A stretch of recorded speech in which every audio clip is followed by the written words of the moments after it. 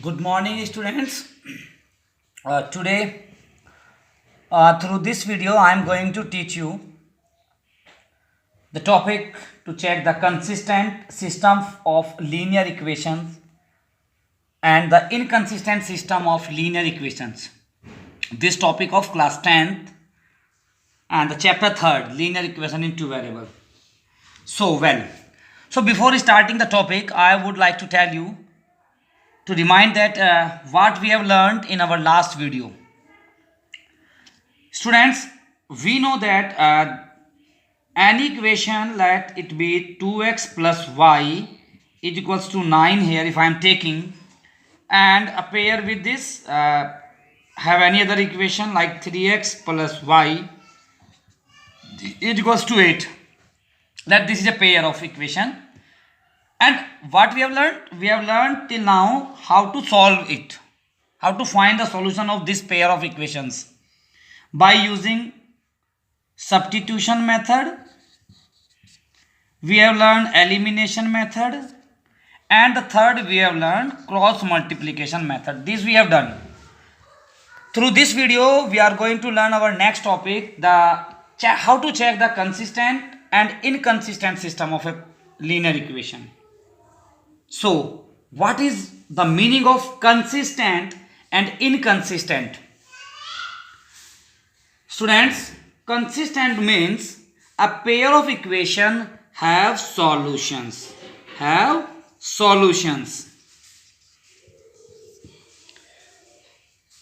Means हमारे पास एक pair होगा इक्वेशंस का, और अगर उनके पास सॉल्यूशन है, अगर वो सॉल्व हो रही हैं, तो it means that system is consistent system. For example, अगर आप इस क्वेश्चन को सॉल्व करें, if you solve this pair of equation, then you have some value of X and Y which satisfy both these two equations. Means these two equations can be solved by using any of these methods. So this type of system are called consistent system. And for the inconsistent, any pair of equation, a pair of equation which cannot be solved, जो solve नहीं हो सकते. Okay, I will tell you in detail, taking some examples. So, I'm starting to give you. Let me rub it.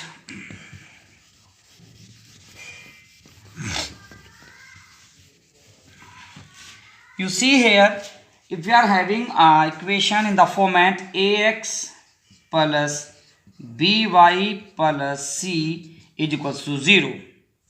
If you have a system of equation like this, and to make a pair of this, we have another equation ax plus by plus c is equals to 0. To differentiate, we will let it a1 b1 c1 a2 b2 c2. अगर हमारे पास ऐसी दो equation होंगी तो coefficient of x को हम a1 b1 c1 और second equation में हम कोफिशिएंट्स को a2 b2 c2 से डिनोट करेंगे. हम बिना सोल्व करे ये जान लेंगे कि इनके सॉल्यूशंस पॉसिबल हैं या नहीं हैं, और यही जानना कहलाएगा कि पेयर ऑफ सिस्टम जो हमें गिवन है वो कंसिस्टेंट है या इनकंसिस्टेंट है. सो इसके लिए बेटा we have to learn the conditions and that depend upon condition depend upon ratio of the coefficients of x y and ratio of constant term like c1 and c2 are constants.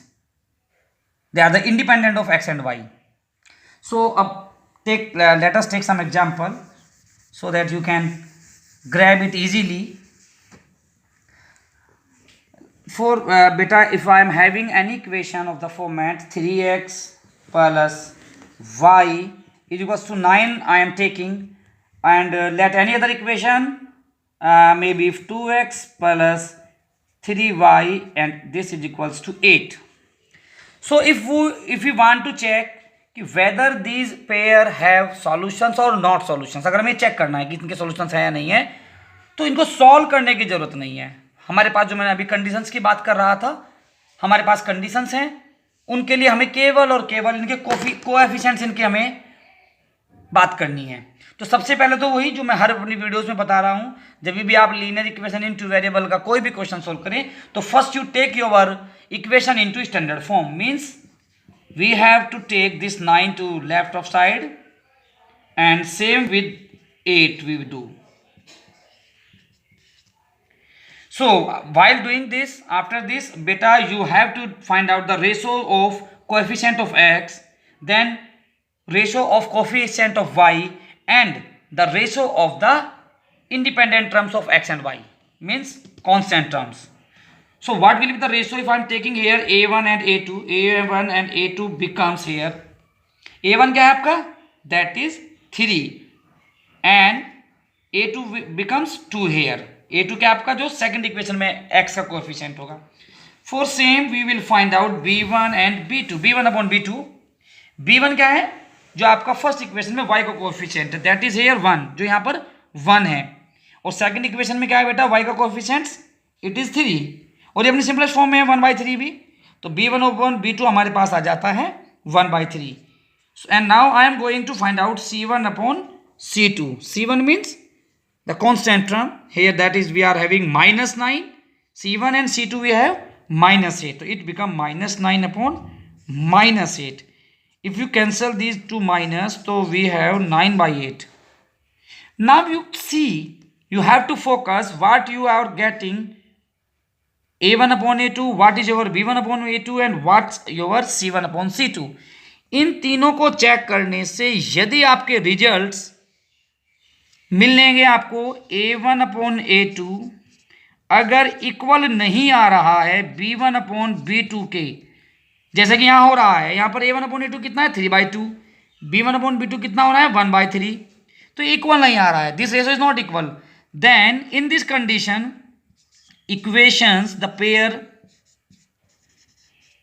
Pair of equations have unique solution, have unique solution. Unique means one solution. It means there is only and only one value of x and y which satisfies both these two equations. केवल एक ही solution होगा. अगर a1 अपॉन a2 equals not equals to b1 upon b2 आ रहा है, equation आपकी consistent है, सिस्टम आपका कंसिस्टेंट है, और बेटा आपके पास x और y की एक ही वैल्यू है, that is a unique value. Okay लेकिन अगर आपके पास in case if you are having let me take some another example. First equation we have like this 3x plus y equals to 9, और बेटा सेकंड इक्वेशन हम मान लेते हैं 6x plus Y is equals to we are having 6x plus 2y is equals to 18 I am taking.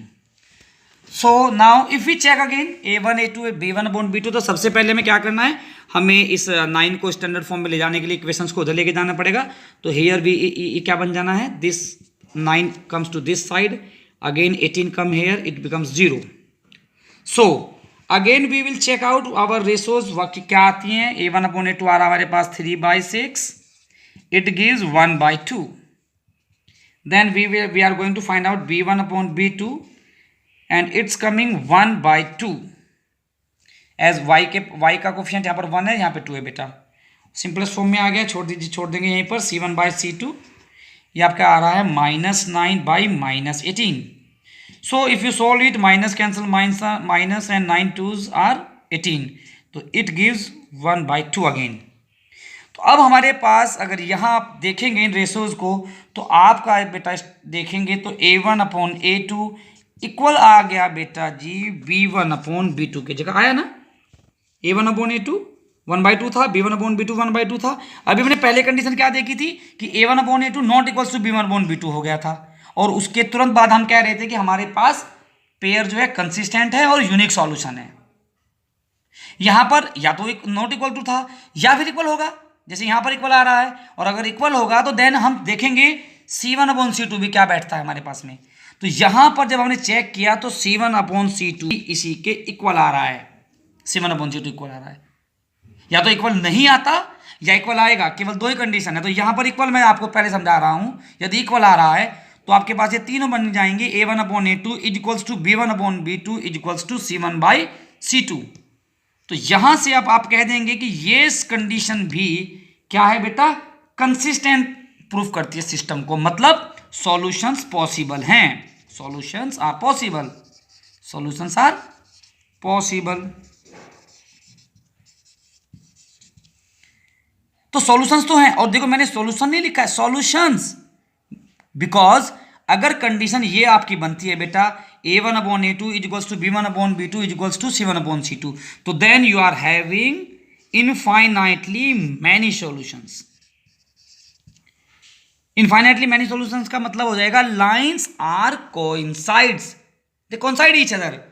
आपके graph अगर आप लेके जाएंगे इन लाइनों को बच्चों, तो बेटा ये जो लाइन आप अगर इसको ड्रा करते हैं, ग्राफ के ऊपर जाएंगे आप कार्टेशियन प्लेन में, तो सेकंड इक्वेशन भी आपके हर पॉइंट कॉमन होंगे, every point will be common point, every point on the graph. तो this is known as that the lines are coinciding each other, every point is the common point, और उन्हीं point को हम क्या कहते हैं, solutions point. तो इसलिए यहां पर कितने बनेंगे, मैनी सॉल्यूशंस। और अगर हमने a1/a2 को चेक किया, इक्वल आ रहा है आपका b1/b2 के, लेकिन ये c1/c2 के इक्वल नहीं बन रहा है, it is not coming equal to c1/c2। भाई देखिए, हमने अभी मैं स्टार्टिंग से जाता हूं, फिर से आपको समझा दूं, a1/a2 not equals to b1/b2 हो सकता है, तो lines are consistent with unique solution. और अगर फिर से a1/a2 b1/b2 के इक्वल आ गया, फिर हमें c1/c2 भी चेक करना है, और अगर ये भी बेटा इनके इक्वल आ गया, तो फिर से इक्वेशंस कैसी हैं, pair of equation is consistent but with many solutions, with infinitely many solutions.